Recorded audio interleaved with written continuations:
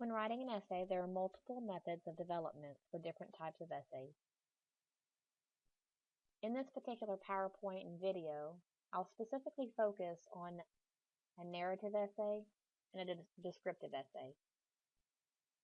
For a narrative essay, imagine that you're telling a friend about a disagreement you had with a nasty sales clerk when attempting to return a defective DVD player. Probably you repeat the conversation in the order which it occurred. I said, then he said, and so on. In describing your disagreement, you organize ideas in the order in which they occurred in time. This is time sequence. Organizing ideas by using time sequence is a common and effective writing technique. Describing events by using time sequence is called narration. Such writing is often referred to as a narrative. Writing a narrative is similar to telling a story, which is one of the oldest, most appealing, and most enjoyable ways of communicating ideas. Throughout history, ideas have been communicated and recorded through stories, myths, fables, and legends. Stories remain popular today. Movies, television shows, soap operas, and even many jokes involve a series of events organized and presented in a story form. Sometimes a narrative is a straightforward, objective recounting of events. Police reports and medical records, for example, aim at being strictly objective with no personal opinions. Other narratives make a point through a story.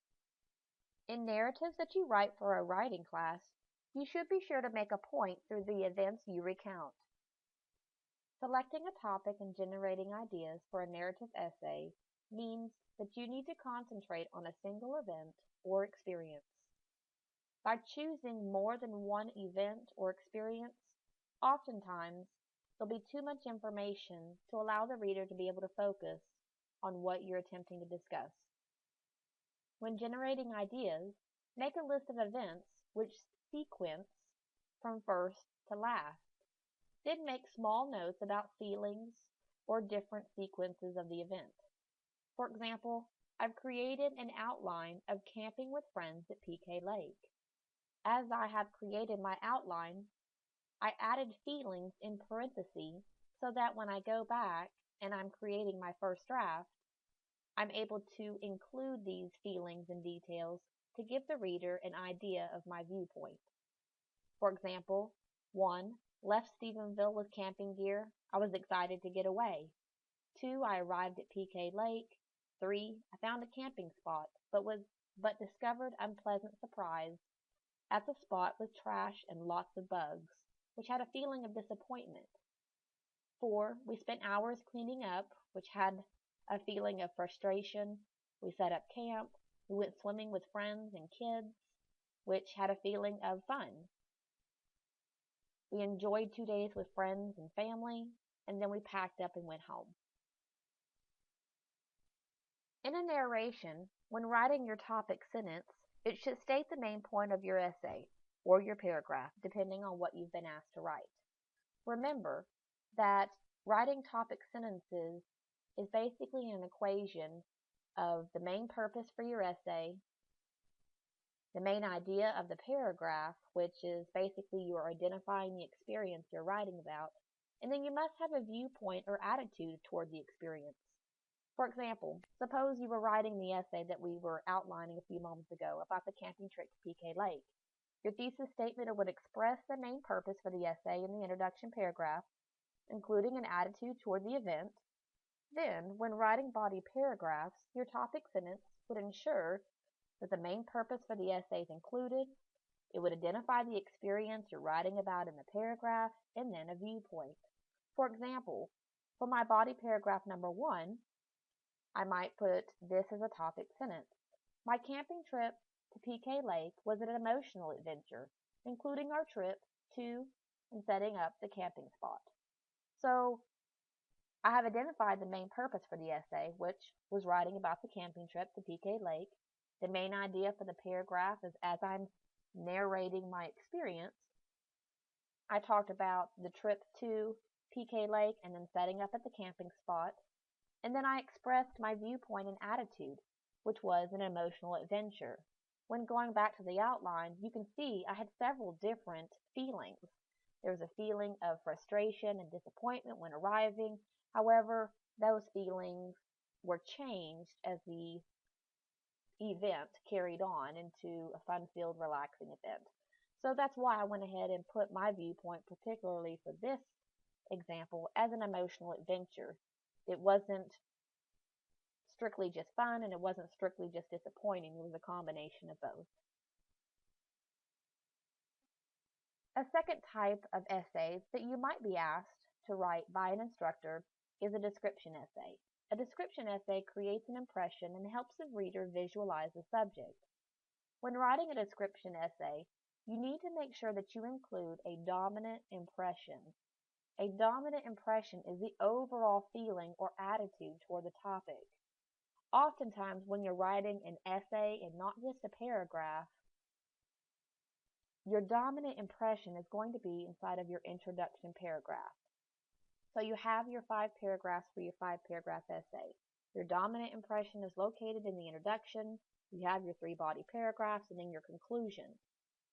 Be sure that whatever your expression of your dominant impression is, it's not necessarily called a thesis statement as you would see in other types of essays. In a descriptive essay, your thesis statement is just given another term, and that term is the dominant impression. And then also when descriptive writing, you need to make sure that you include vivid and descriptive words and phrases. Particularly for descriptive essays, these are called sensory details. Sensory details are merely descriptive, supporting details which focus on a reader's senses, touch, taste, smell, sight, and hearing. When creating a dominant impression, now remember, that could be your introduction paragraph, if you were writing a 5-paragraph essay, or if you were only asked to write just 1 paragraph, it's normally likely going to be your first sentence to be able to give that information. When creating a dominant impression, this is the overall sense you want to express about your whole topic. This dominant impression is expressed in your introduction paragraph, or it's expressed as a topic sentence when writing just a single paragraph. For example, I gave an outline on the sideline here. Let's say that the topic here is a trip to Cozumel, Mexico. My dominant impression for this essay that I would write, not just a paragraph, but an essay, is my trip to Cozumel, Mexico was an exciting adventure full of beautiful sights, tasty food, and revealing history. As you can see, prior to creating this outline, I brainstormed ideas to be able to vividly explain and vividly describe the beautiful sights, the tasty food, and revealing history that I encountered on my trip to Cozumel, Mexico. But my dominant impression, which is in my introduction paragraph, it gave this sense of expression about the entire topic, and of course the topic being the trip. So basically an outline for me would be the trip from Texas to Mexico via flying, traveling from the airport to hotel in a small cramped taxi. I might describe the sensation. He drove very fast. Hotel accommodations. This is where you're bringing in descriptive words.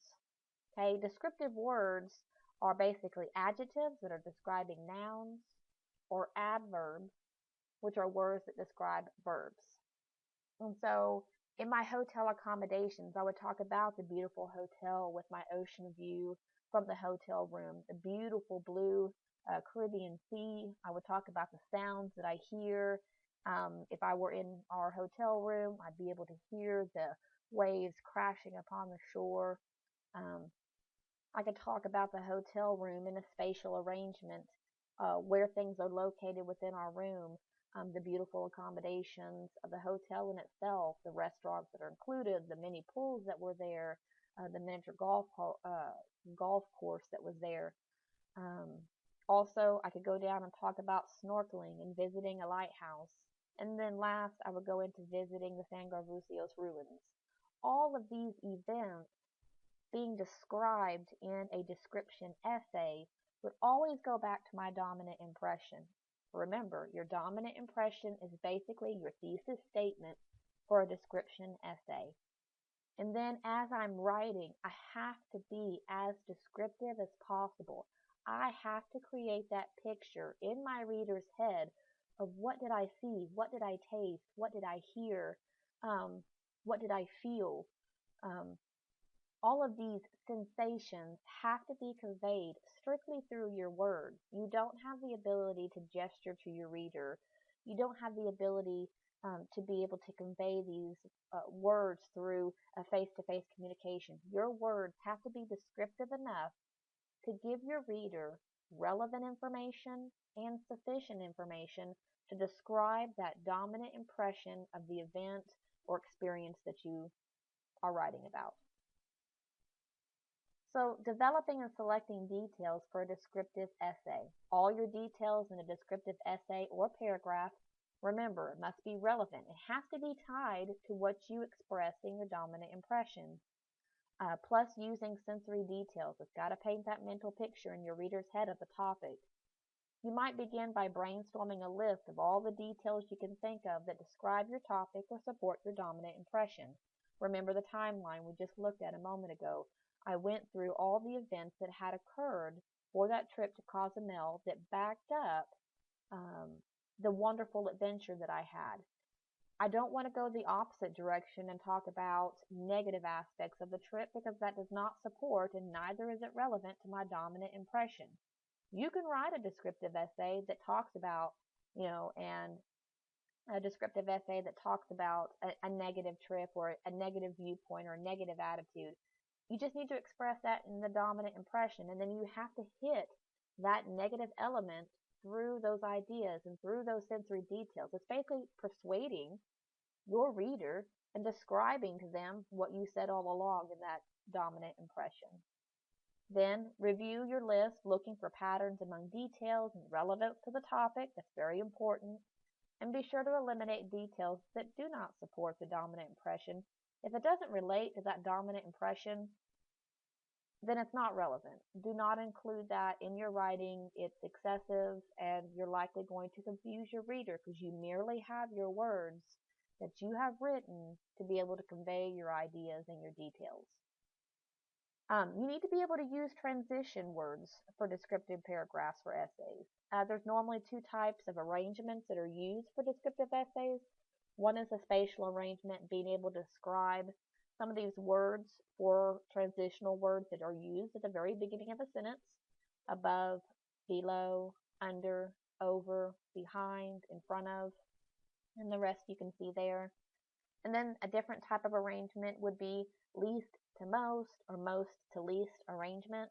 And this is where you're describing things. If your dominant impression, the impression I gave a moment ago with the outline, if I wanted to describe my trip to Cozumel with what I enjoyed most and then all the way down to what I enjoyed least, it's basically a sequence of events of what happened, but I'm able to give starting out with the most important to the least important.